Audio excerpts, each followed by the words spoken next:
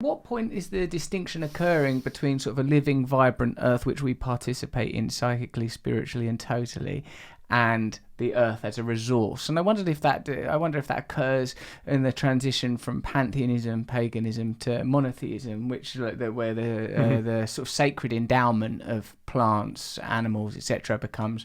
These things are, as you say, instrumental. Do you think that's a significant shift? I think it's both a cause of this shift and a symptom of the shift. Like the more distance we are from nature, the more it seems that God is not in nature, but is kind of the external overseer of nature.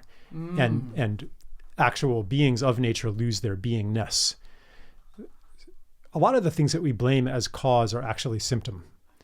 How do you mean? What do you mean by that? I mean, I'm seeing it a lot in climate change and environmentalism now. I hope it's okay to keep referring back to that because my mind is kind of in that space. But that, for example, one of the most alarming things happening is what I'm calling the Insect Holocaust.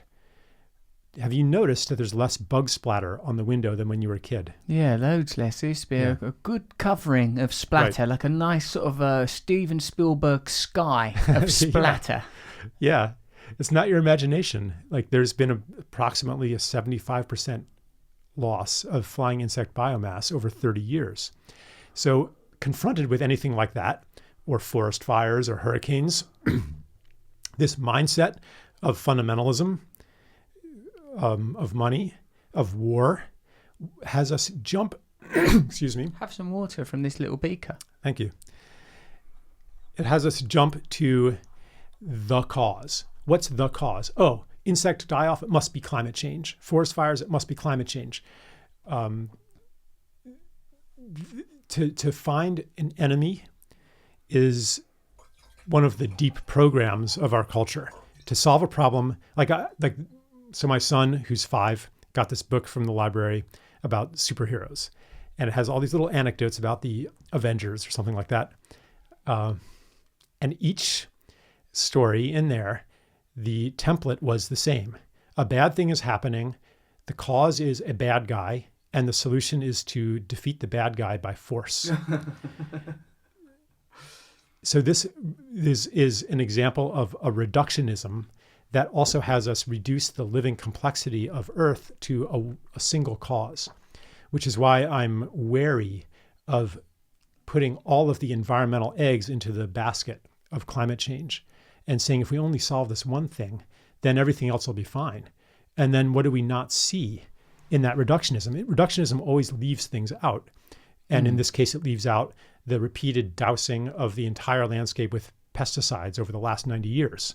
It leaves out habitat destruction. It leaves out deforestation, which one thing that came out of my research for this book is that deforestation and land abuse is a much bigger cause of the flood drought cycle, forest fires, and other things than greenhouse gases. What advantage does the climate change narrative give the powerful that is not in the deforestation and habitat destruction narrative in order for the climate change narrative to be favoured? It lends itself to quantitative solutions that you can make money off of. It's always that. Quantitative. What? Will you explain what you mean by that? Well, please? if it becomes a matter of say increasing carbon sequestration, then you can plant biofuels plantations across Africa, Asia, and South America, which is happening.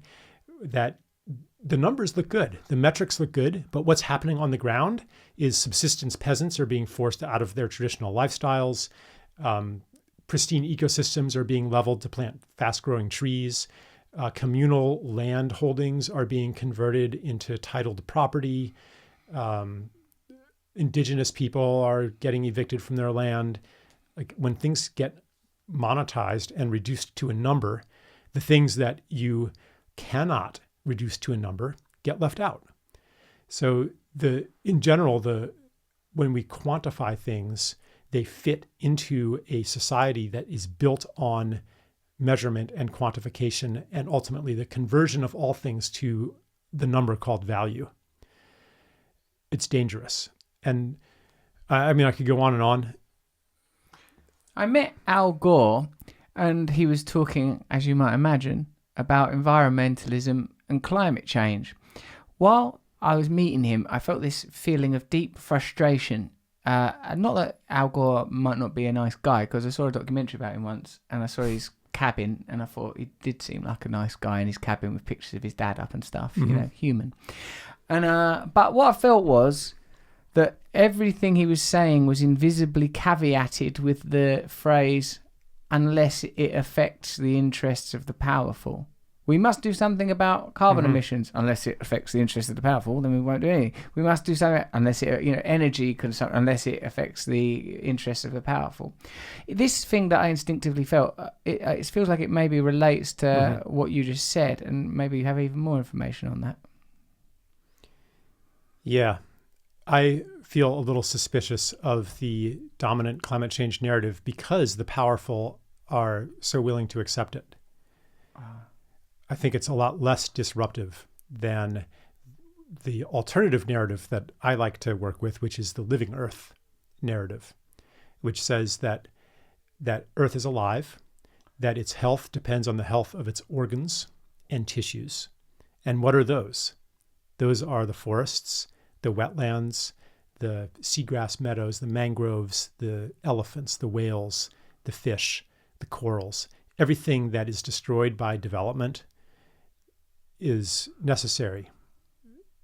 If you are in the carbon mind frame, then even if you value a forest for its carbon storage and sequestration, once you've reduced it to that number, you could cut it down if there's, say, gold to mine underneath it or oil, and plant another forest somewhere else to make up for it. Because it's just the numbers, right? Or you could cut it down, but install lots of solar panels to offset that carbon. We're not treating Earth as alive and precious and sacred by operating in that quantitative mindset. And I don't think that's a big enough revolution. I don't think we are being initiated into a new kind of relationship to Earth, not initiated into, let's be a little bit more clever in working the numbers. Yes, I think you're right.